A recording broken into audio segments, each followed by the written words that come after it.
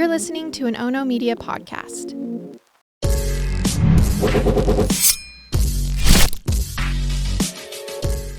Good morning, and thanks for joining me for Rise in Crime, your morning caffeine hit all about crime.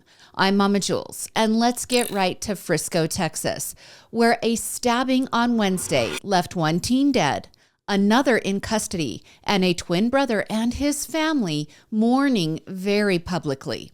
Now, the whole event surrounds a track meet at David Kuykendall Stadium in Frisco, Texas. On Wednesday, the University Interscholastic League District 11 5A Track and Field Championship was well underway. 17-year-old Austin Metcalf and his twin brother Hunter Metcalf of Memorial High School were both participating in events that day. It was a drizzly, wet morning in Texas, and due to the weather, a pop-up tent had been erected for Austin and Hunter's teammates to gather under. 17-year-old Carmelo Anthony of Frisco Centennial High School showed up at the championship.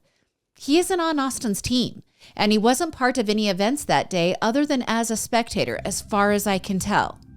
Despite this, he had found himself a seat under the pop-up tent. Now, some sort of disturbance started between the two. Austin reportedly told Carmelo to move. Carmelo responded that he wouldn't. Some reports say Austin touched Carmelo during the exchange. Other reports say it was more of a shove. Whatever happened, CBS News is reporting that Carmelo responded to Austin by saying, "Touch me and see what happens."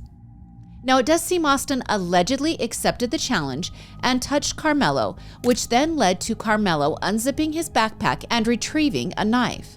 He then plunged that knife into Austin's chest. Carmelo fled the tent, allegedly ditching the knife on the bleachers, and Austin fell into his twin brother's arms. Some of Austin's last words spoken were requesting help before coaches began administering CPR. Now, when officers apprehended Carmelo just a few minutes later, further on down the field, he reportedly told officers that he was protecting himself. This before he was even asked questions about what had happened.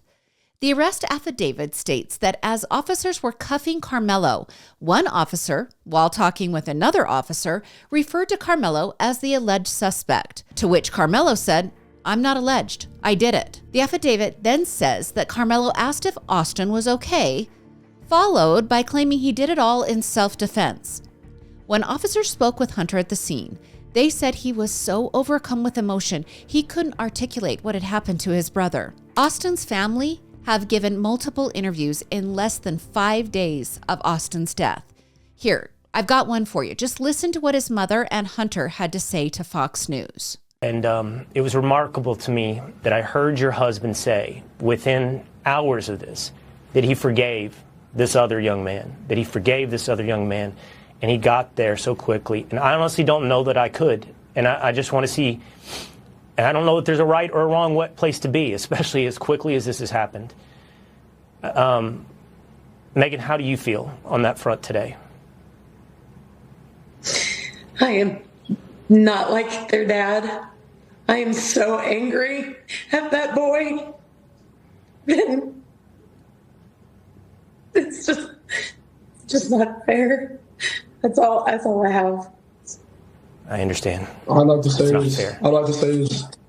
it's forgave, not forgotten, but I'm not at that point yet to forgive that kid for what he did to my brother. Because, 17 years, my best friend, just there in the blink of an eye, I lost him. So I'm not at that point. Now, Austin and Hunter's dad, Jeff, told local news about the last hunting trip that the boys and he took just 4 days before the stabbing death. During that trip, Austin killed his first wild hog. Jeff also talked about the last moments of Austin's life. He said he was called by his son Hunter to come quickly to the scene. Once Jeff got down on the field by the bleachers, he saw Austin on a gurney being loaded into the ambulance. He said he could see the hole in his son's chest from the knife. At the hospital, moments after Austin died, he said he ran his fingers through Austin's unruly dark hair before kissing him goodbye on the forehead. He then begged people to be kind, and if you can't be kind, find someone who can. He said we need more compassion, more love, more understanding, better parenting, and less social media. Now, Carmelo was being held on a $1 million bond in the Collin County Jail. And if you remember, Jeff, the dad, mentioned that we need less social media. It has been rumored in some circles that Austin and Carmelo had some sort of beef previously. I'm not seeing that as true in the source material. What I did find is that just prior to his death, Austin posted on March 31st the following on X. His post reads, "Faith that God got me, and my work will pay off." Now, transversely, Carmelo had posted recently selfies of him with a high-powered rifle and also another with him flipping off the camera. Now, you guys, social media is not real life, but it is a reflection of our attitudes, and I do believe these posts will come into play later on with Carmelo's charges. Also on the whole social media front, Kevin Hayes, a relative of Carmelo's, wrote a post about how Carmelo was just defending himself against violent aggressors. He then referred to Austin and Hunter as bullies that, quote, tried to jump him, and he claimed that the twins tried to take Carmelo's belongings and, quote, broke his phone and stomped on it. Now, the police affidavit mentions 2 specific interviews with 2 separate witnesses, and neither witness, at least according to the police documents, explained the situation that way, that the twins were being the aggressive ones and that they stomped on Carmelo's phone. In fact, it seems the only difference in the witness statements is that one witness said Anthony only touched Carmelo. The other states that Anthony pushed Carmelo. Now, an attorney spoke with local affiliate WFAA and said that the self-defense claim can only work in an unprovoked attack, meaning Carmelo allegedly sat where he wasn't supposed to be, dared Austin to touch him and see what happens, and then pulled the knife and stabbed Austin to death. Well, 30 total witnesses were listed in the arrest affidavit, so I'm sure that the accounts will eventually narrow into what happened. They will vary. We're humans and flawed, but a consensus will come forward with that many witnesses. Now, the local police chief warned citizens in a statement to just be careful with the online rumors circulating in the community. I referenced some of those rumors, the ones about the beef between the 2 boys. I couldn't substantiate that. The chief said he is asking everyone to be cautious of the inaccurate information and to only trust verified sources. He said to be aware of those spreading hate, fear, and division. He even noted that there was a viral social media post that was fake, but that post was using the chief's name to spread misinformation. Now, 2 things to finish up here. Carmelo's dad says his son worked 2 jobs and had a 3.7 GPA. He told local media outlets his son was not the aggressor. Well, Jeff, that's Austin's dad, he had questions about this. He asked what kind of parents raise a child who would stab someone at a track meet. He said the following, "This guy brought a knife to a track meet. This guy was in the wrong place. They asked him to move and he became angry and aggressive. This is murder." Well, at his football banquet last year, Austin was awarded the Linebacker of the Year and Team MVP. He was just a junior in high school and he worked at a local pizzeria with his mother and twin brother. Let me know what you think of this case in the comments. I'll obviously keep you updated, and it obviously is not over. Now to a devastating story out of Connecticut that I have been watching over the last few weeks. But 2 things broke in the case last week, and so let's get caught up on the intentional fire set by an imprisoned child who had turned to an adult and the house of horrors that was revealed in the pictures released through FOIA last week. Okay, first, back in 1992, Craig and Tracy got married. Now, I'm only giving first names to protect the victim in this story. By 1995, Craig and Tracy split up, and very quickly, Craig married a woman named Kimberly Sullivan. Now, if my math is correct, which is questionable on a good day, but if my math is correct, before the divorce, Craig and Tracy had a son after about 1 year of marriage.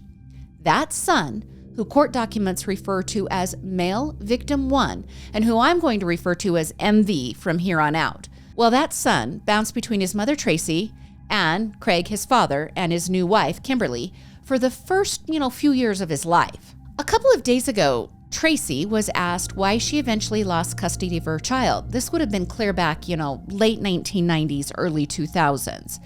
She declined to answer why she didn't have custody of MV, but at some point it is clear MV went to live with Kimberly and Craig full-time. Now, MV started elementary school, and by the time he reached approximately 10 to 12 years old, the school was getting concerned. Both teachers and the principal noted that MV was almost always hungry and looking for food from them or other students. The school alerted the state and DCF of Connecticut about what they believed to be serious abuse of MV when they found him rummaging through the garbage looking for food. These investigations allegedly led to Kimberly and Craig pulling MV from the public school system, saying they were just going to homeschool MV.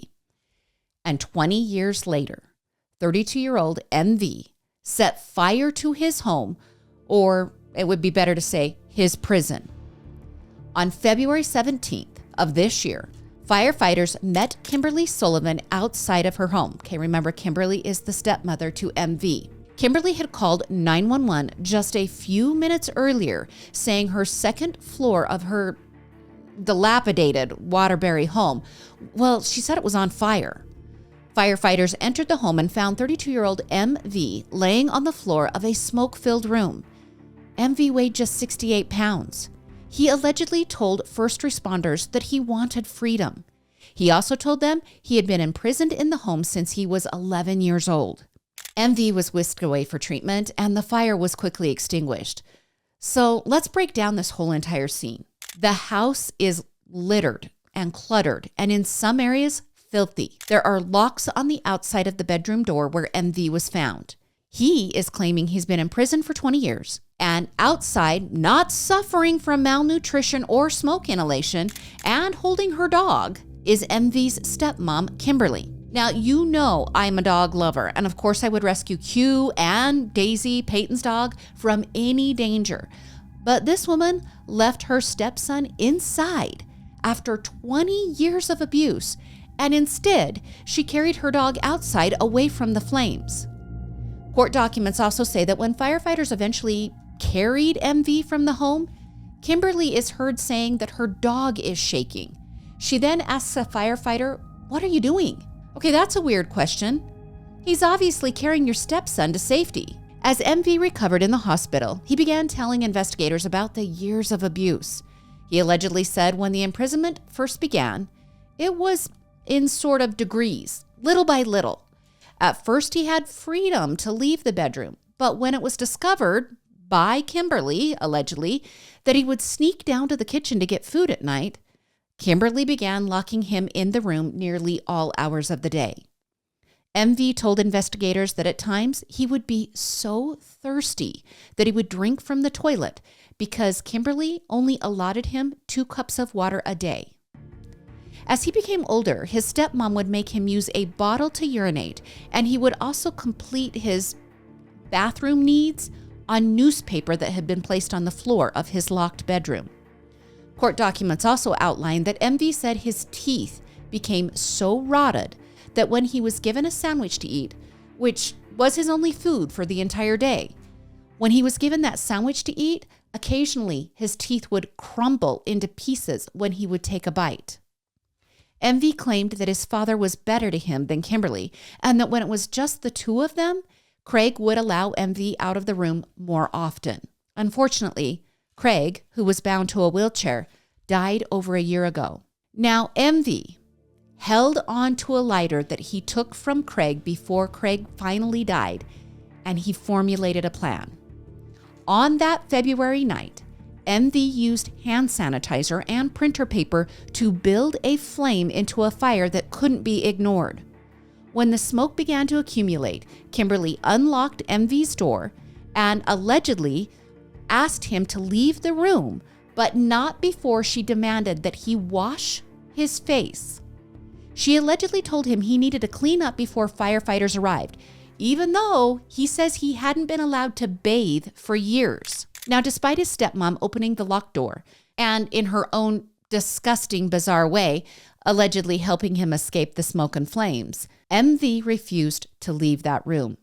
He told investigators that he felt the only way the House of Horrors could come to an end was that the firefighters rescue him from that room, his prison, so they could see what he had been living like for the last 20 years. Well, almost a month after the fire, Kimberly was arrested and charged with assault, kidnapping, unlawful restraint, cruelty to persons, and reckless endangerment.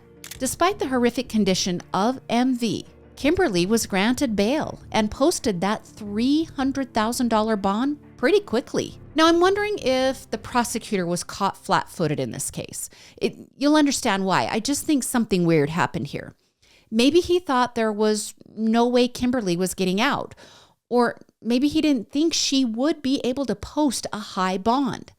Whatever it was, the prosecutor filed an amendment to Kimberly's release. He filed a request with the judge that Kimberly be kept on house arrest and be monitored by GPS.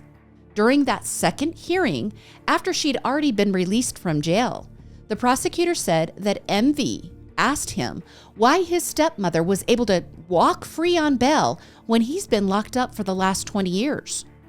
The prosecutor also said, due to MV's fears, Kimberly should have the additional parameters. Kimberly's attorney balked at that request, saying that he understands that the whole world has already convicted Kimberly, despite her not having her chance to defend herself.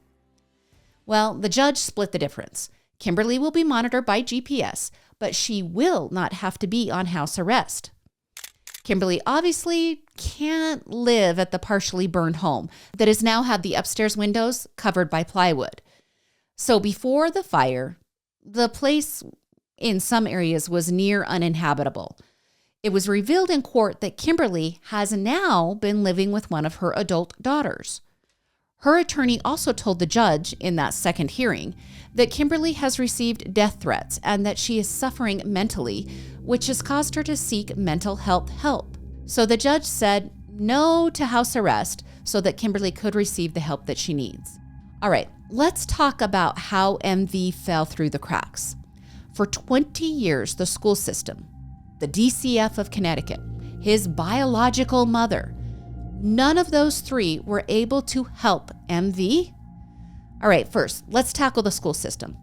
Tom Pannone, who was the principal of Tinker Elementary School in Waterbury back in 2004, said he reported the abuse more than once to the proper authorities.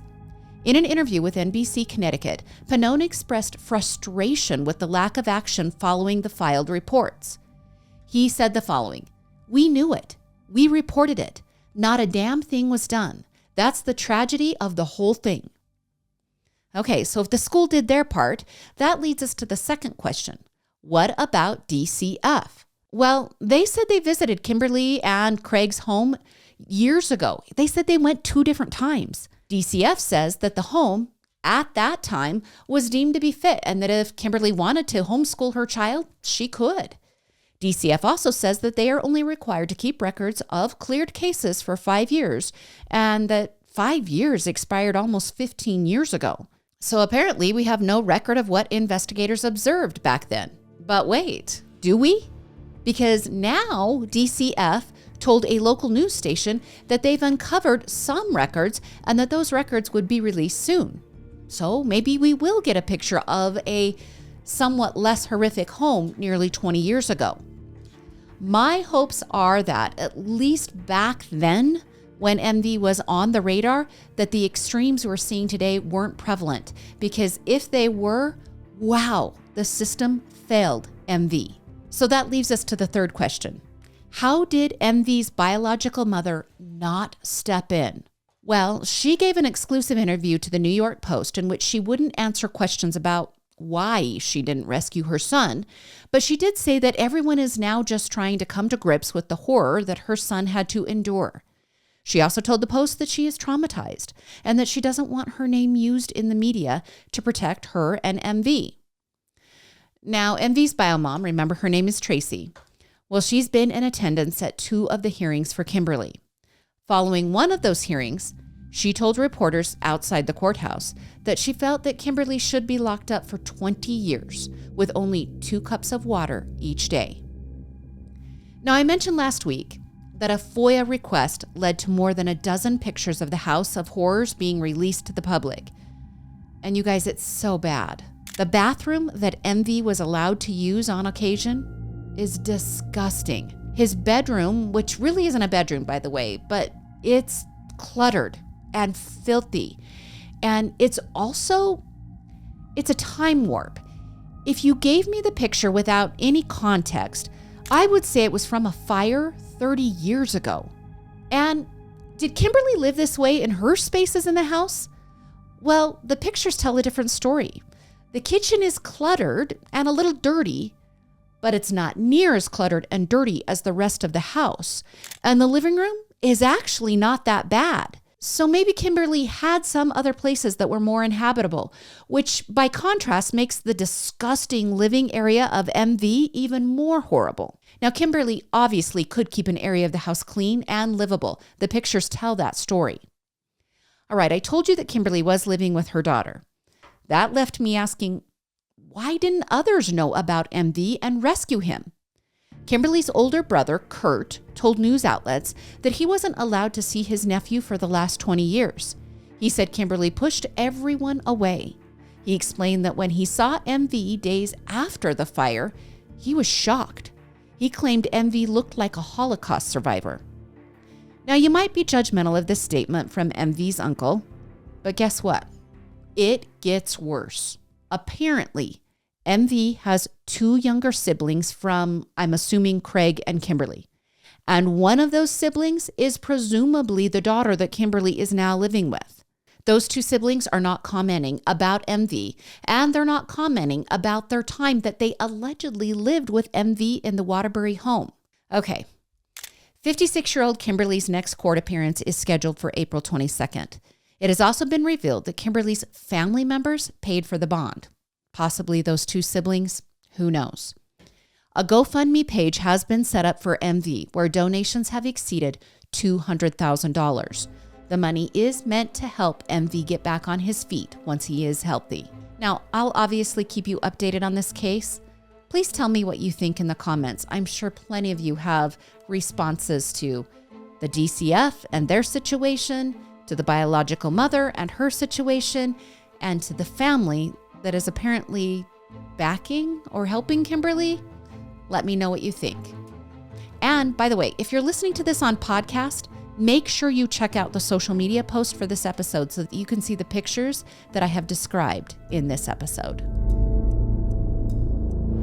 All right, you guys, remember Taylor Schabusiness? Right, she legally changed her name to Schabusiness. Well, she's the woman who dismembered her boyfriend in her boyfriend's mother's house. She then left his head in a bucket for the mother to find. And she's the woman who attacked her attorney in court just months into her trial process for murder. And she's the woman who would spit and hit officers during that trial process. And she's the woman who had to wear a face covering at one point to prevent her from acting out. Well, that Taylor Schabusiness is Schabusinessing again. Another attack, another attorney. Let's do a very quick retelling of the gruesome murder of Shad Therion. On February 21st of 2022, Shad and Taylor were partying at a friend's house. They were doing weed. They were injecting drugs like trazodone and also smoking meth. The 2 made their way back to Shad's mom's home. Her name is Tara. And they began having sex in the basement, using erotic asphyxiation and metal chains. Taylor used one of those chains to strangle Shad for approximately 3 to 4 minutes. That's until Shad coughed up blood and then died. For the next couple of hours, Taylor used Shad's dead body to pleasure herself with various objects used on his corpse. Taylor then slid Shad's body on the bed so that his head was hanging off the edge of that bed. She beheaded Shad into a bucket, dumping the gathered blood down the shower drain, and then leaving the head in the bucket with a towel draped over the top. She then used the butcher knife to cut out Shad's organs, and she placed those organs in various bags and boxes. Taylor stuffed Shad's torso in a tote, and then she stuffed his leg in a crock pot box, and she put his penis in the bucket with his head. She took a few of the containers of body parts and placed them in her minivan. She left the bucket by the bottom of the stairs, and she returned to her apartment. A day and a half later, Shad's mother, Tara, went looking for Shad in the basement. She lifted the towel covering the severed head in the bucket and then fled from the basement. Tara's boyfriend called 911. Taylor was arrested later that day at her apartment, where police found her covered in blood. She hadn't even cleaned up after the mutilation of Shad's body. Well, almost a year later, Ms. Schabusiness attacked her defense attorney Quinn Jolly in court because he was asking that her trial date be moved back so that Taylor could mentally be evaluated. No one was seriously hurt in that attack, and the defense attorney asked the judge to be removed from the case. So Taylor got a new lawyer, and her shenanigans continued. She told a forensic psychologist that she had had a fling with Jeffrey Dahmer. Well, that wasn't possible since Dahmer died in prison back in 1994. Ms. Schabusiness was eventually found guilty of first-degree intentional homicide, mutilation of a corpse, and third-degree sexual assault. She was sentenced to life in prison without the possibility of parole. Taylor was then transferred to the Taycheedah Correctional Institution. That's a female inmate prison facility in Fond du Lac, Wisconsin. Well, on Friday, Ms. Schabusiness was back in court. It seems she's been up to her old ways and attacked a prison guard a few months back by swinging a metal tray at the guard's head and then throwing a metal table at her. According to the criminal complaint, Taylor had sought medical attention in prison for a staple in her arm. Now, how the staple got there, who knows? But when she was in the medical exam room with a nurse and a guard, Taylor lunged at the nurse when the nurse turned her back to get some tweezers. The female prison guard intervened, and that's when the tray swinging and table throwing ensued. While in court on Friday for those assault charges, Ms. Schabusiness, again, out of nowhere, sitting on the left side of her attorney, lunged at him as he spoke with both the judge and the prosecution about the hearing. 5 deputies leapt into action and tackled Taylor to the floor. Here, give it a watch on YouTube and a listen on podcast.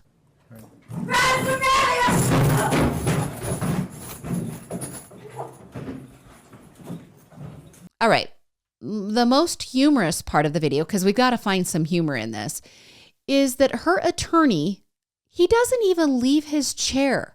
In fact, he hardly flinches. And as Ms. Schabusiness is being controlled on the floor by the deputies, her attorney turns to glance at the prosecutors. He slightly tosses his hands in the air with a, "What you gonna do?" shrug. And then the judge calls the court to recess. All right, can we give a quick well done to the deputies? They were on her so quickly. The attorney is hardly even touched. Now, once Taylor was removed from the courtroom, the judge ruled that they would continue the hearing later with Taylor being present on Zoom. I recommend that you mind your business, Miss Schabusiness, and stop attacking people. By the way, Taylor has been ruled competent multiple times over the last 3 years. Now to social media and podcast comments from the last week or so. Someone asked how the Karen Read trial's going. Slow. That's the answer. The first week of jury selection ended with only 10 jurors seated. And I know that might seem frustrating and annoying, but we can view it this way. They are being meticulous so that we don't end up with a conclusion like we had last time, which was a hung jury. Let me give you just a sample of how the jury selection is going. On Friday, 72 jurors were questioned. 66 of the 72, they knew about the case already. And of course they did. This is such a high-profile case. Of those 66 who knew, 43 had already formed an opinion, with 12 of that 43 feeling that they couldn't overlook their bias. One courtroom analyst said that the selection of the jurors is actually going faster than expected. I'll just keep watching to let you know how it's going. I was also asked to keep my eye on several cases, one of them being a judge and a fire chief in Utah, both involved in a sex scandal. I've been watching it, and I'll bring you a comprehensive update as the initial hearings are completed. And then be looking for a deep dive next week into a case out of Luton, England. Another case suggestion from a listener. This one's a super interesting one. And finally, I love that Corey on YouTube adds the pancake emoji to my episodes just to help the algorithm grow. Big thanks to Corey and to everyone else who comments. There were so many of you. We are slowly growing our Rise in Crime audience, and that's because of your support. All right, that's your Monday episode of Rise in Crime. I'm loving this shared experience with you guys. I'm especially grateful that Peyton and Garrett asked me to do this podcast. It's been really enjoyable to really just build a relationship with you guys. So thank you. Keep sending me your case suggestions, and we always love 5-star reviews and positive comments here. It does help the podcast grow. And another big thing you can do is send one of your favorite podcasts to a friend. That helps them get introduced to Rise in Crime. Go ahead and like and follow us on all of our social media, accounts here, and our YouTube accounts at Oh No Media. That's Murder with My Husband, Into the Dark, and Rise in Crime. Join me again on Thursday for more morning crime news. I'm Mama Jules, and keep safe out there.